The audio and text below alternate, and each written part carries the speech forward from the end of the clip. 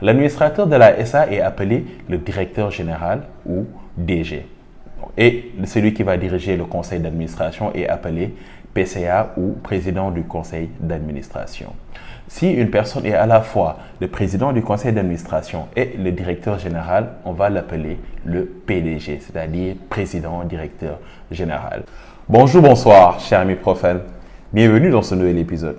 C'est toujours votre estimé serviteur, Fayant Senghor. Avant de démarrer, nous vous invitons à vous abonner à notre page si vous ne l'avez pas encore fait et à activer la cloche de notification afin d'être au courant de toute nouvelle actualité que nous posterons sur la page. Sur ce, bon visionnage.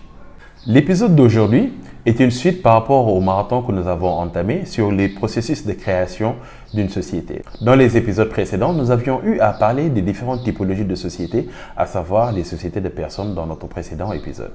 Dans cet épisode d'aujourd'hui, nous allons voir l'autre catégorie de sociétés qui existe, à savoir les sociétés de capitaux. A contrario d'une société de personnes, une société de capitaux est une société dans laquelle les associés sont responsables qu'à hauteur de leurs apports par rapport aux dettes sociétales de l'entreprise. C'est-à-dire que lors de la création de la société, si par exemple le montant total des apports a été évalué à 1 million de francs et que vos apports personnels sont estimés à 100 000 francs, vous serez responsable des dettes sociétales de la société qu'à hauteur de 100 000 francs. Il existe principalement trois catégories de sociétés de capitaux. Nous avons les sociétés anonymes, communément appelées SA. Ensuite, nous avons les sociétés par action simplifiée, communément appelées SAS. Et enfin, nous avons les sociétés à responsabilité limitée, communément appelées SARL.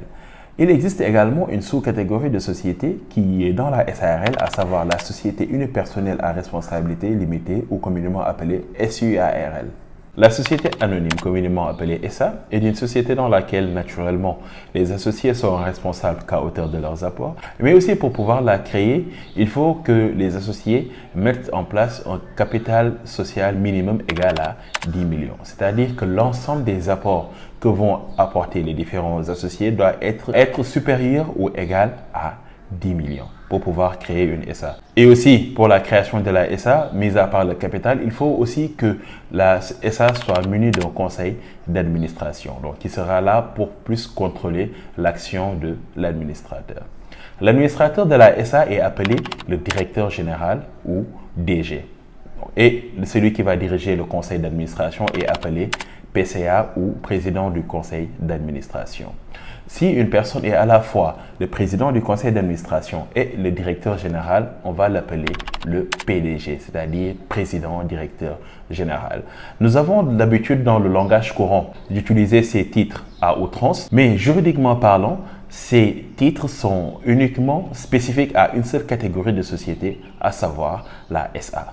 Ensuite, nous avons la société par action simplifiée, communément appelée SAS. C'est la dernière née des différentes sociétés de capitaux. Le législateur ordonne la mise en place afin de faciliter aux entrepreneurs l'accès aux sociétés de capitaux. En effet, pour la création d'une SAS, il n'est nul besoin d'une obligation par rapport à une limitation ou à une fixation de capital social. Donc, il n'y a pas de plancher obligatoire pour la fixation du capital. Par exemple, nous pouvons créer une SAS avec un capital social de 1 million, de 500 000, de 100 000 francs, de 50 000 francs même. La SAS n'est pas également soumise à une obligation de mise en place d'un conseil d'administration.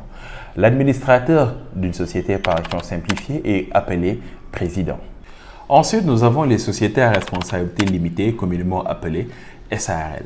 Dans cette typologie de société, les associés sont également responsables qu'à hauteur de leurs apports par rapport aux différentes dettes sociétales de la société. Cependant, pour la fixation du capital social de la SARL, le législateur aura l'a fixé à 1 million, sauf disposition nationale contraire.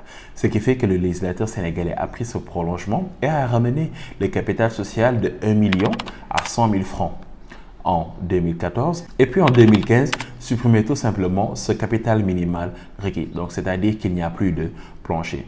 Donc tout comme la SAS, pour la SARL également, la fixation du capital social est laissée à la libre appréciation des associés. L'administrateur de la SARL est appelé le gérant. Et aussi, il n'y a pas une obligation de mise en place lors de la création de la SARL d'un conseil d'administration. Et enfin, la dernière qui est une sous-catégorie de société, plus précisément de la SARL, est appelée SUARL.